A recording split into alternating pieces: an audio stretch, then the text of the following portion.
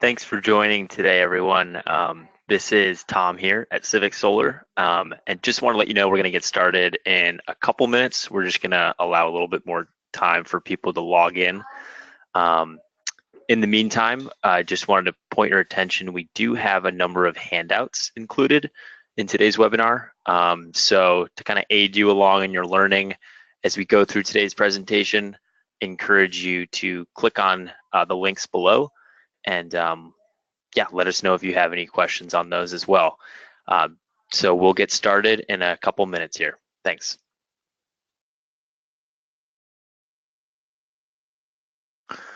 All right. Well, thank you everyone for joining us here today. We're going to get started here now. I know we'll have some more people trickling in here as we go. But yeah, once again, my name is Tom here at Civic. I'm just going to be moderating here slightly today, but I'd like to hand over the microphone to Karen Baran, one of the co-founders of CivicSolar, as well as our current VP of Strategy. Karen, take it away. Thanks.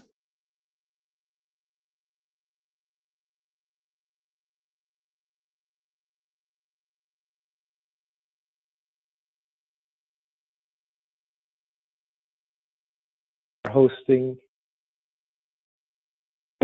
Okay, let me start one more time. Hello everyone, this is Karen Baran. I am one of the co-founders here at CivicSolar and also the VP of Strategy and Alliances. In today's webinar, we are hosting CollectiveSun, the leading solar financing company that exclusively services the nonprofit sector.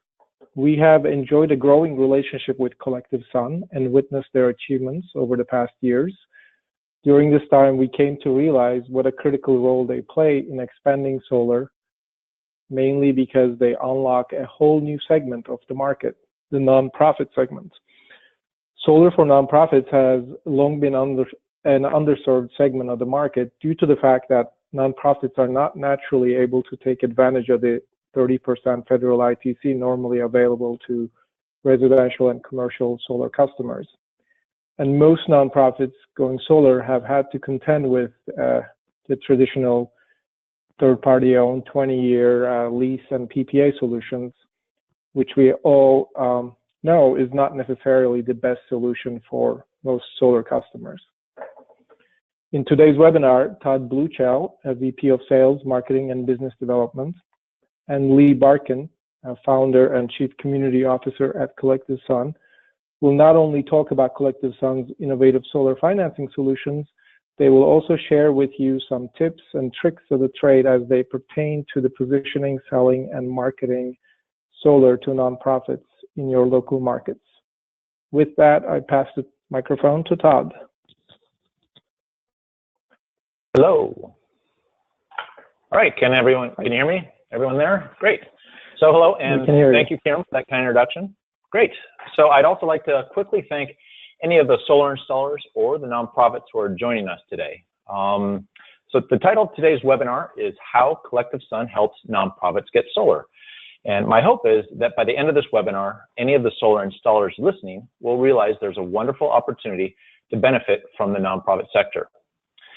In addition, for any of the nonprofits listening, my hope is that by the end of this webinar, they'll understand that tax credits can be applied to reduce any solar installer's bid by 15%. And as Karen mentioned, Lee Barkin from CollectiveSun is also participating, and he'll be helping me answer questions at the end of this presentation during the Q&A session. Okay, so let's begin. Let's start with our agenda. In today's webinar, I'm going to be answering 5 questions. First, who is CollectiveSun and how do we reduce any installer's bid by 15%? Next, how does the remaining 85% get financed? Then, what is CollectiveSun's proprietary crowd lending platform? What is CollectiveSun's step-by-step process? And finally, what is CollectiveSun's proprietary solar power agreement, or SPA for short?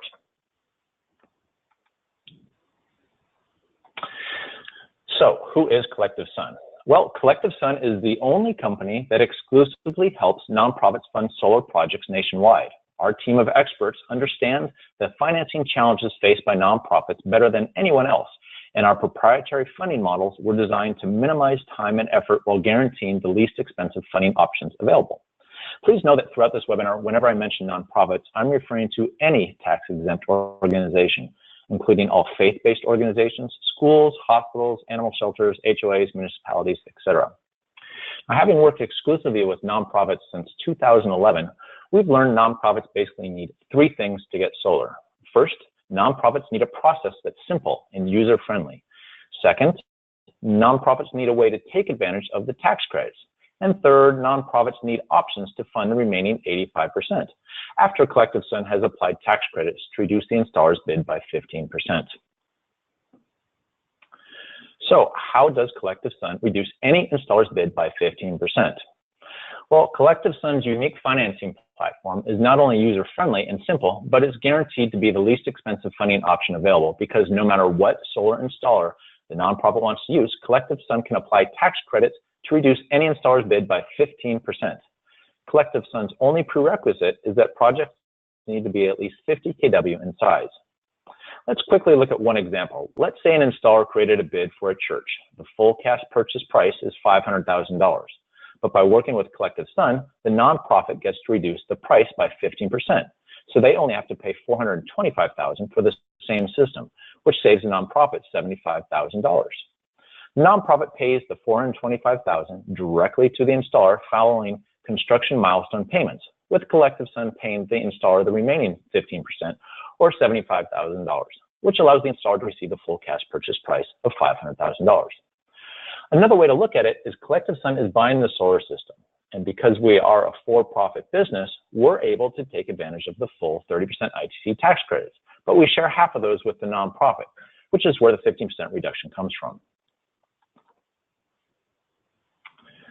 So after CollectiveSun reduces any installer's bid by 15%, how does the nonprofit finance the remaining 85%? CollectiveSun's primary mission is to help the 1.5 million nonprofits nationwide get solar. We realize most nonprofits don't always have reserves robust enough to pay for the 85% deposit after the 15% reduction. So CollectiveSun allows nonprofits to choose any one or a combination of 5 options to fund the 85% deposit. In summary, these include loans. A loan can come from a variety of sources, including existing banking relationships. Nonprofits can approach their current mortgage holder or any other bank they wish. Program-related investment loans, or PRIs, allow foundations to make socially aligned investments as loans that offer favorable rates of return when compared to stock market investments. And then next, nonprofit specialty lenders. If the project loan amount is over $250,000, CollectiveSun works with several nonprofit specialty lenders who are nonprofits themselves. Now, these lenders like our solar financing structure and offer low interest rates, usually between 3 and 5%, because of their mission alignment with helping other nonprofits. Option number 2 is donations. Nonprofit leaders can go to their supporters asking for another round of donations, but we've heard this gets tiresome after a while. Option number 3, PACE, which stands for Property Assessed Clean Energy. These loans are repaid as an assessment on the nonprofit's property bill. They require a lien on the property, and the rates are usually around 7 to 8%. Option number 4, reserves, money in the bank or cash in hand. This is the simplest option. And lastly, option number 5, crowd lending, which is a direct loan from supporters of the nonprofit to the nonprofit itself.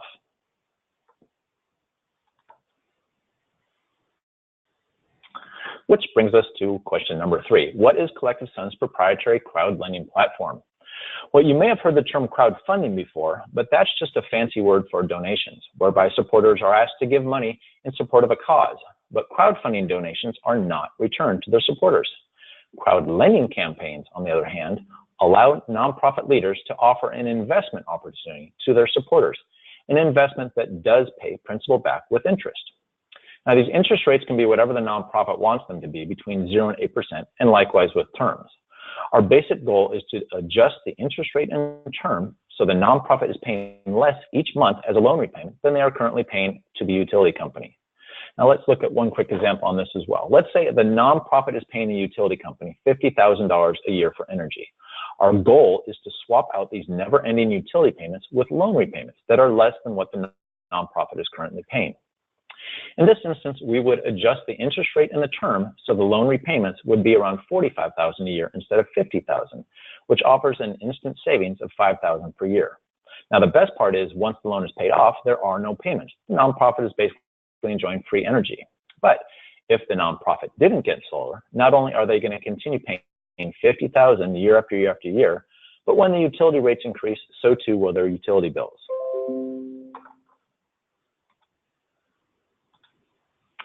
CollectiveSun understands all nonprofits are unique, which is why each and every crowdlending campaign is unique. To oversee and make sure each campaign is successful, CollectiveSun assigns a dedicated campaign manager to each project. Now, these managers provide expertise, materials, and support throughout the entire community-driven campaigns.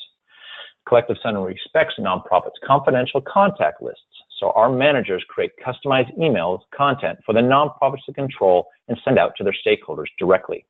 Campaign managers prepare customized campaign playbooks with step-by-step instructions specific to each nonprofit's needs.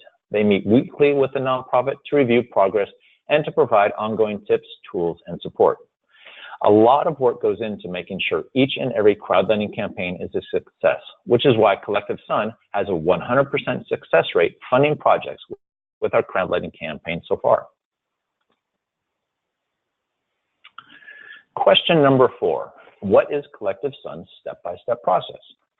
Well, typically when a nonprofit or solar installer Googles solar for nonprofits, they're looking for ways to finance a nonprofit solar project or ways to take advantage of the tax credit. They'll eventually learn about CollectiveSun and call us. During our intake call, we'll offer basic information about who we are and how we reduce any solar installer's bid by 15%. But the first step that needs to take place is to learn if the nonprofit already has an installer they want to work with. If they do, great. If they don't, we'll email the nonprofit a link that takes them to an online form they can easily fill out.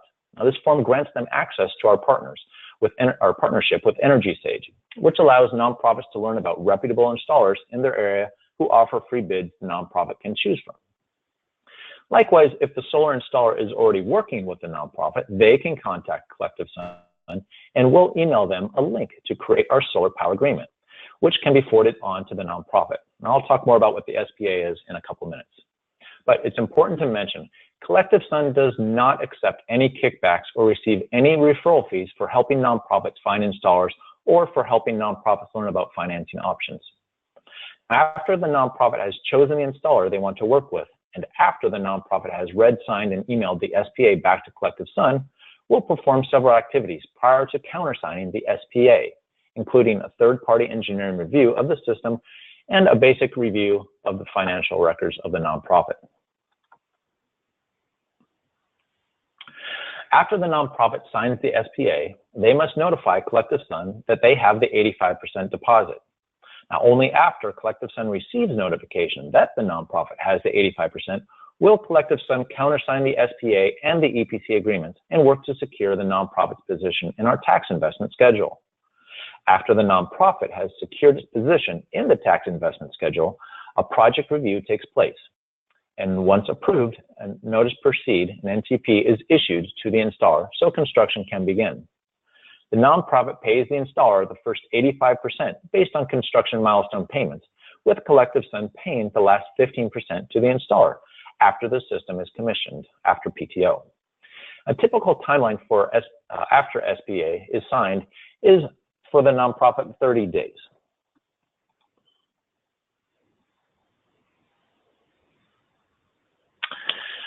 So today's last question is, what is CollectiveSun's proprietary solar power agreement, or SPA?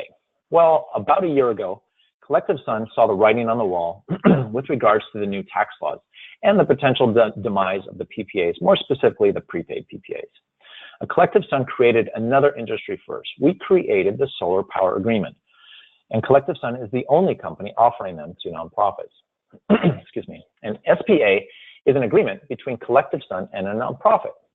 Within the SPA, all the commercial terms between the two parties are clearly laid out. But more specifically to what CollectiveSun SPAs are, well, they're a performance-based lease with a deposit feature, and because they're a lease, not a PPA, SPAs are compliant within the utility service territories that do not allow PPAs. Therefore, SPAs allow CollectiveSun to operate anywhere in America. Because it's a performance-based lease, the nonprofit is leasing equipment from CollectiveSun, but instead of making fixed annual payments, the amount of the lease is deducted from the 85% deposit, which is variable based on the performance of the solar equipment. Now, the 85% deposit is equal to the total expected lease payments over the term of the agreement. Because CollectiveSun records the 85% deposit as a loan from the nonprofit, each year, instead of receiving separate lease payments from CollectiveSun reduces the loan balance by the amount of that year's lease payment, which is based on the amount of solar energy produced. Over time, the balance of the loan is slowly diminished by the production of the solar energy and the corresponding lease payments. A question we often receive is, when will the nonprofit own the system, and why does CollectiveSun have to own the system for the first 6 years? And the answer has to do with IRS tax requirements we must follow in order to remain compliant. If CollectiveSun did not own the system for the first 6 years, we couldn't apply tax credit to reduce the installer's cost by 15%. Now, it's important to mention CollectiveSun ownership of the system for the first 6 years is actually a benefit for the nonprofit, because if anything were to go wrong, it usually happens during the first couple of years, when it's CollectiveSun's responsibility to fix any problems. At the end of the 6th year, when the nonprofit takes ownership, they're receiving a fully vetted system.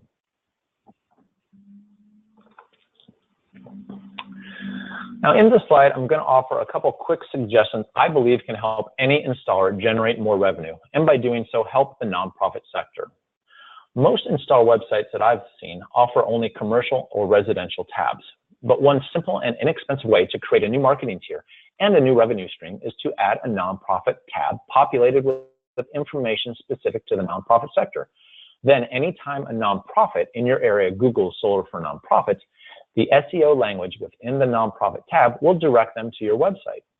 Now, if you don't have a nonprofit tab on your website, think about all the potential business you've missed out on thus far. Within the nonprofit tab, you can also add information specific to creation care, which is a theological argument that basically says no matter what God you believe in, man was put on earth to be a good steward of earth. I speak with religious leaders almost every day, and I have yet to have one tell me they don't want to become more fiscally responsible while supporting their creation care beliefs.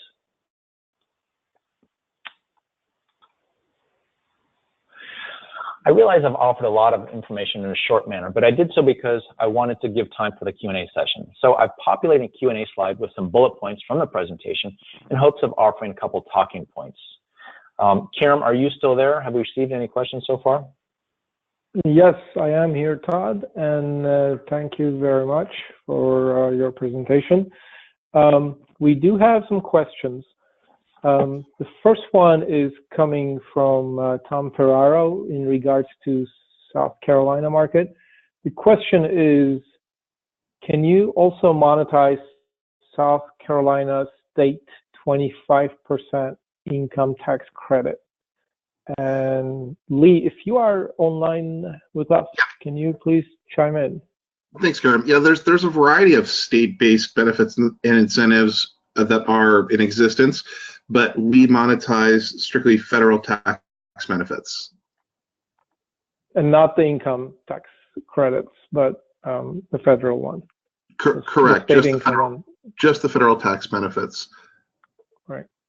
Okay. But I'd like to add a little bit something to that, Karen, if you don't mind. I also want, with regards to benefits, any SRECs that are available to any tax-exempt organization, nonprofit, I just want to make sure that the installers or the nonprofits listening know that they go to the benefit of the nonprofit one way or another.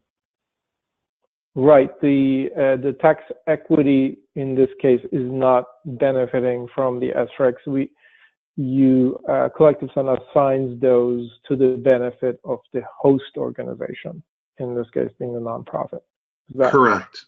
In theory, all intangible attributes remain the property and to the benefit of the nonprofit host. Got it. Okay. We have another question. This is in regards to the Puerto Rico market. SPAs are not PPAs and are allowed in all 50 states, he says. My question is, does the SPA or is the SPA allowed for nonprofit organizations in Puerto Rico and or U.S. Virgin Islands? So the short answer to that question, well, let me clarify first of all that SPAs are allowed anywhere that a lease is allowed, which generally is more inclusive than PPAs, which are specifically excluded in a variety of locations. As far as locations like Puerto Rico and U.S. Virgin Islands, I'd say contact us, because technically there are federal tax benefits that can be applied, but there are certain geographies where, in Puerto Rico, depending on the project, we may or may not be able to support, just given other external, circumstances in those territories and where the tax equity appetite is. All right. Next question is regarding the system cost. Is there a minimum system cost or a maximum system cost? And the nonprofit receives 15% of the available 30% tax credit. Do they also receive this system depreciation benefit? So we retain all the tax benefits. The nonprofit retains intangible attribute benefits, and we provide a 15% discount. Got it. And then as for the system cost, is there a minimum like $2 a watt or $5 a watt maximum? No, I mean, we're using the 50 kW minimum for rough project scope. We like to see projects around $125,000, $150,000, and that number, could change, but ultimately we're looking for projects of enough substantial size to make the overhead of the transaction workable. Got it. Yeah, and Karen, if I could just chime in real quick. If I could chime in real quick on that, it's a question that I get a lot from installers, and they ask these questions because they're unfortunately they're too smart. They know the solar industry too well, and that has to do with the traditional way of viewing things through the lens of the PPA market. And it's always cost, like you were referring to earlier.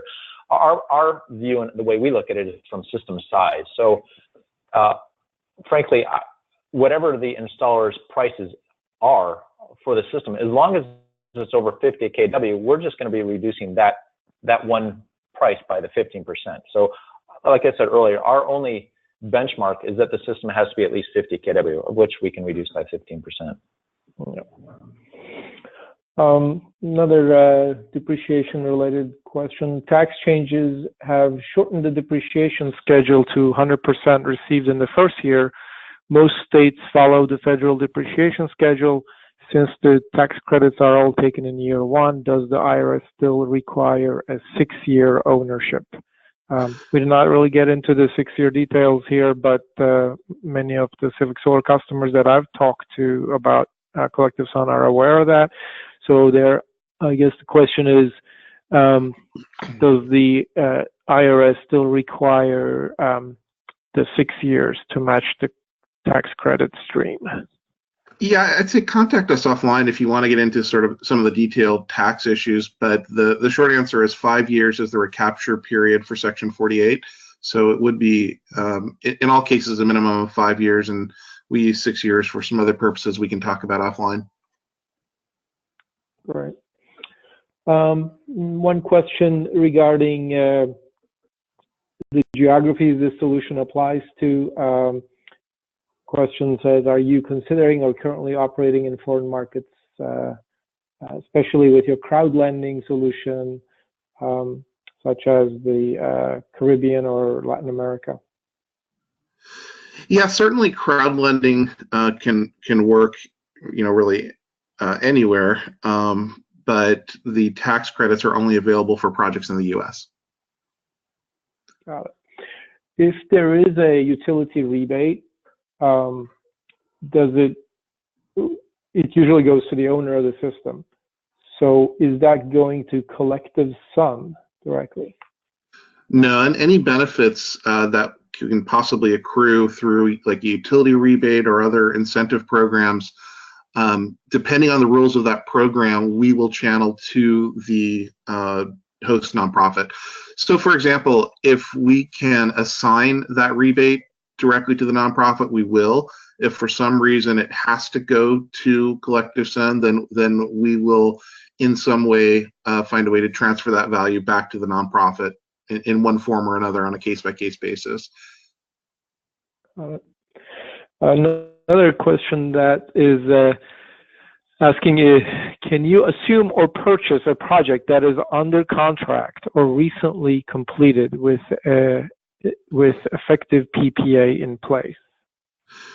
So yes, it is possible if the parties involved, meaning the installer and the nonprofit, are willing to cancel their contract and sign a new SPA and EPC agreement with us up until the point that the project has been placed in service and utility PTO is in place. But if you're in the middle of construction or even completed construction, but you haven't gotten official utility PTO, then there are circumstances under which we could, in theory, step into that project and provide that 15% value.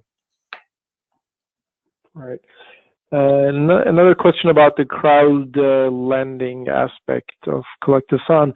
Question is, what is the maximum dollar amount of crowd lending that CollectiveSun can provide?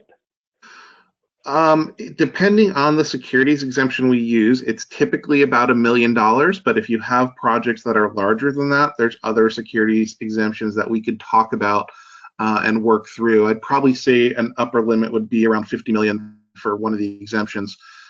So, you know, just chat with us about that. For most projects, though, it's about $1 million.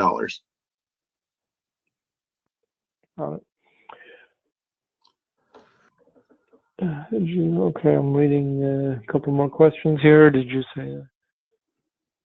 The question is a clarification around where SPAs are allowed. And I believe, Lee, you mentioned earlier that SPAs would be allowed or would work anywhere leases are allowed. Can you verify that?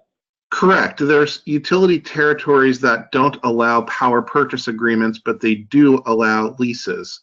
Since our SPA is a performance-based lease, it should work in utility service territories that allow leases.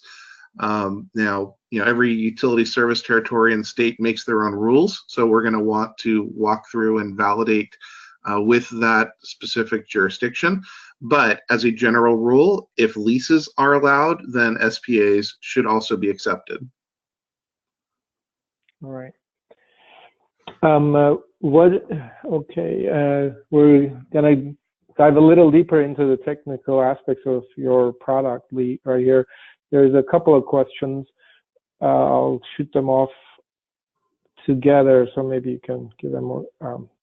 You can answer both at the same time, or maybe not. We'll see. How can CollectiveSun take the full tax credit since they only invest 15%? And then another question kind of related to that is, what is the buyout cost at year 6? Sure. So the way the structure works, CollectiveSun is the beneficial owner, and so we can take credit or claim tax credits and tax benefits for the system.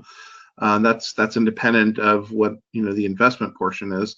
And the other question about the end of year 6, Todd, do you want to chime in here? Sure. Kim, could you repeat the second part? So what is the buyout cost at year 6?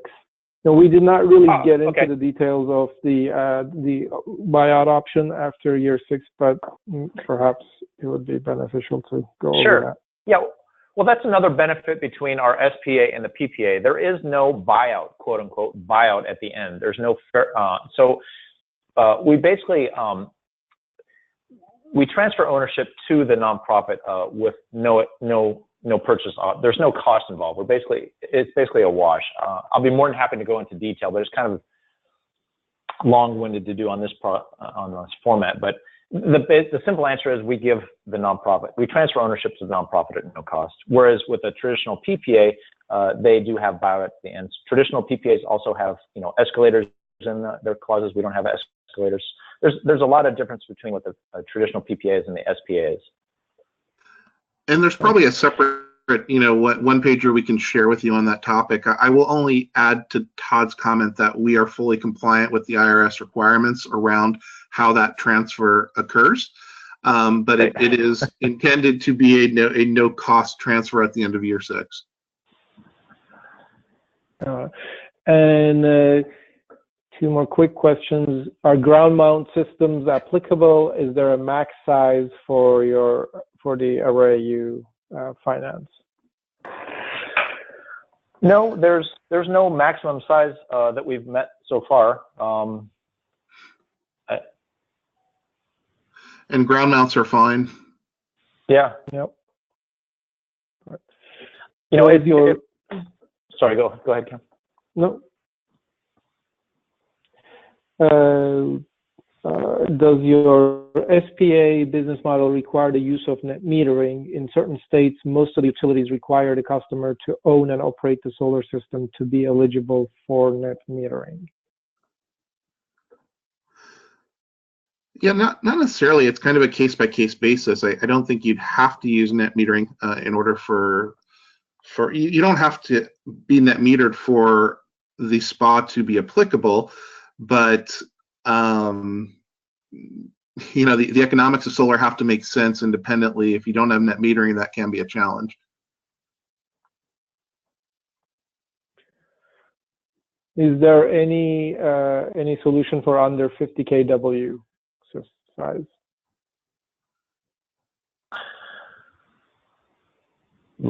Lee, you want me to do that? Yeah, go ahead. It's a great question, one that we perennially explore. And I'll start by saying we're working on it, but it's a matter of economics. Frankly, we worked really hard to keep our minimum at 20 kW for a long time, but it's just almost cost prohibitive for us. And in fact, our larger systems that we were doing were kind of subsidizing our smaller systems because there are a lot of costs that go into this platform that we've created. And frankly, the systems that were between 20 and 50, we just weren't making a penny on. And so we had to bump it up to 50. We're still not really, quote unquote, making money at the 50, but Lee and I, we started this company was started because we really want to support the nonprofit sector. That's our foremost mission, and we've kept it as low as possible. So I know that everybody would like it to be 10 kW and above, but that's just not realistic. So please accept my apology that it has to be at least 50. But trust me when I say that there are those that would rather have it at least 200 kW, and we've put on a good fight to keep it at least 50 kW. Right. One more There's question. A little more here. flexibility. Karen, just one other comment. There is a little more flexibility on the crowd lending side. So, if we can't help you at the 15% discount and you still want to talk about crowd lending as an option, there's a little bit more flexibility there in terms of the minimum sizes. All right. One question about storage. Does energy storage apply, or is it only PV and panels and inverters? In other words, can you include the cost of batteries into the amount to be financed? Oh yeah, we love storage. Todd, do you want to go ahead? Yeah, I was just going to simply say that, the simple answer is yes. And if you visit our website, we've created quite an impressive FAQ list on our website that you can go to. It includes, answers that battery question, also answers a roof question. A lot of nonprofits sometimes want to get their roof replaced, and they ask us, well, can this tax 15% go towards some of the roof replacement costs? And the answer to that is yes. And those answers are more specifically detailed and laid out in our FAQ section. So if anyone wanted some more detailed answers, please check out our FAQs. In essence, if it qualifies as energy equipment under the IRS code, then it's going to qualify for a 15% discount. Well, Celia, you can't give them all the answers. I was trying to make them go to our website to actually have to look up the answers.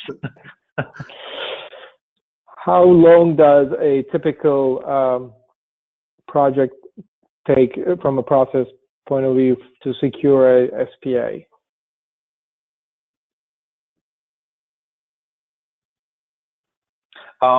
We have it at about 30 days at this point, after the SPA is signed. Yeah. Can you have two 40 kW systems at two different locations in the same utility area with one profit, with one non-profit customer? That's a good one. Was that on the same parcel of land, or did they mean two separate parts of the town? Two separate locations. I believe two separate locations, probably in the same town, same utility district, same nonprofit, but two different locations, 40 kW each. Well, the simple answer is no. The other side of me wants to answer that by saying yes, because I would like to help them out because they're relatively close enough to the 50 kW mark that if I'm able to do an 80-ish kW system, then I might be able to, I might be able to make that happen. Okay. Is CollectiveSun, are you the tax owner if there's a bargain purchase option for the host? I'm not sure I understand this question. Don't you need at-risk basis to take your tax credit and deductions? Yes. So obviously the answer. Maybe you understand that question. Yeah. I mean, again, contact us offline if you want to talk through the tax nuances, but we have those items addressed. And I'd like to make the premise of any CPA related questions, please call Lee, not me. Lee would love to talk about this stuff. Right. Okay. What else you got, Karen? Is that it? How many, you mentioned 100% success rate for crowd lending. How many projects contract with that 100% success rate? I think this is the last question we got. Yeah.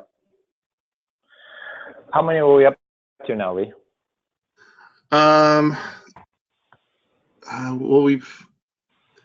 not all of them were crowdfunded. So I think if your question is, how many projects have we done, it's in the 30, 40-ish range, but a smaller number of those projects were done with crowd lending, around 7 or 8 of them crowd lended. Yeah, that sounds about right. Great. Yeah, and just to elaborate on that point really quickly, the crowd lending component of our offering with regards to it being, one of those 5 options to fund the remaining 85%, it's just a nice option that we created to kind of help those nonprofits that couldn't use the other 4 options. They couldn't go to a traditional bank. They didn't want to just ask for more donations. They don't have the money reserves.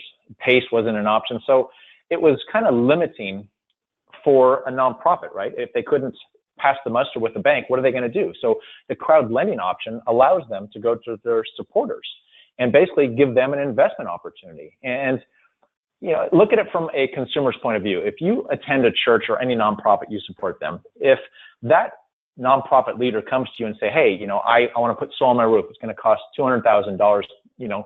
Would you give me some money? You want to help them, but at the same time, if you got that same type of request offered to you in a different manner, which is that, hey, I have this solar I want to put on the roof. It's going to reduce our operating expense. Can you loan me some money? I'll pay you back that money plus whatever interest rate we decide to attach to it. Now it just becomes a substantially easier ask for that nonprofit leader to go to his supporters. And if you are one of those supporters and you are looking for investment opportunities, what are you going to more likely want to do? Just give that, 5, 10, whatever, $1,000 to another blue chip stock? Or would you rather support your church, the animal shelter, and get back not only your investment, your principal, but probably a higher rate of return as well? So the crowd lending campaigns that we created were designed just to offer the nonprofits another way to fund their solar project, because at the end of the day, like I said to you in the presentation, there are 1.5 million of them. It is a substantial market that not many people are working. I mean, we're the only company in America that's helping them on the financial side, but not many of the installers listening are working towards them because they just didn't realize that it could pencil out. So I know I'm rambling on now, but I'm just really I really hope that any of the installers that are listening will consider helping the nonprofits, because they do want to go solar. And it's just a matter of educating them and letting them know that it is affordable, and there are ways to apply the tax credits to it. Actually, there's a related question here, which is probably worth mentioning. For crowdfunding, crowd lending, what is the loan repayment structure? Are both duration and interest rates customized to reduce the nonprofit's current electric cost? Is there a minimum number of participants? So there's no minimum number of participants, and yes, there's definitely customization. The nonprofit can actually choose both the interest rate and the duration, and they typically, we suggest structuring those based on utility avoided cost, so that the project cash flows for the nonprofit. But there's a lot of flexibility there, and the nonprofit is in control of setting those terms. Right. There was also there's also another good question about whether or not the nonprofit could get grants to pay for some of the upfront costs, and that answer is yes. I mean, certainly they could apply for grants, or however they want to secure the 85%. Their system still qualifies for a 15% discount. If they want to get a bank loan, that's great. If they want to go to their community to borrow funds, that's great. If they want to get a grant, that's great. Our structure works exactly the same. They're always going to get a 15% discount. Right. Kim, do I have time to discuss one more thing, or are we at an end? Go ahead. Let's do one more thing, and then we'll wrap it up after that. Okay, it's just, I want to elaborate a little bit for those that are listening, especially installers, because I know one of the challenges that they face is nonprofits are looking for no money down options. And when they do that, most installers are telling their customers about traditional PPAs. And I need the installers to kind of wrap their hands around just one simple term, and that's LCOE, levelized cost of energy. Because when you're comparing a traditional PPA against our SPA, I'm always going to be less expensive, bar none. And the simple way to prove that to the nonprofit is to do an LCO test. You know, add up all the monthly lease payments during the course of a traditional PPA, factor in any of the escalator amounts, factor in the buyout cost at the end, and then just compare it to my 85%. Now, if the nonprofit truly wants to save money, my SPA is always going to be less expensive. I just wanted to make sure that there's an easy way to explain that to the nonprofits, that the SPA will save them a lot more money. It just, you know, it's just a matter of education. Yeah. I mean, as CivicSolar, I've come across your first solution. Probably, I mean, my first experience with you was a little over 2 years ago, and I've seen that exactly what you're talking about, Todd. You bring that, because a traditional PPA usually costs 2 to 2.5 times the EPC price, paid over 20 years. But with CollectiveSun, you're essentially paying 85%. And thank you for clarifying that. And Lee and Todd, again, thank you very much for your time. I think this was a very productive use of our time, and good information for our customers and installer partners. And we thank you for all the things you do in the solar market, and hope to continue working closely with CollectiveSun. Thanks, Karen. And is there a way for them to learn? Is there a way for them to learn about our YouTube videos that kind of summarize what it is we've talked about? Is there a way to push that there? Yes. You just did. We did it, and also this. Quite a bit of the information covered in this webinar is available on the homepage of CollectiveSun on the video section towards the bottom. And I encourage all solar installers and also nonprofits to check them out. And hopefully we will be putting out more useful content in video format and future webinars related to the nonprofit market. Yeah, I'm going to try and get Tom Hanks next time to do the video portion versus me. So I'm working on that right now. But in the interim, thank you Todd. to Tom and to Michael Goldberg and Karen and Mary and all the team at CivicSolar. You've been great partners, and we're excited to continue working together to serve more nonprofits across the country. Thank you all. Bye-bye.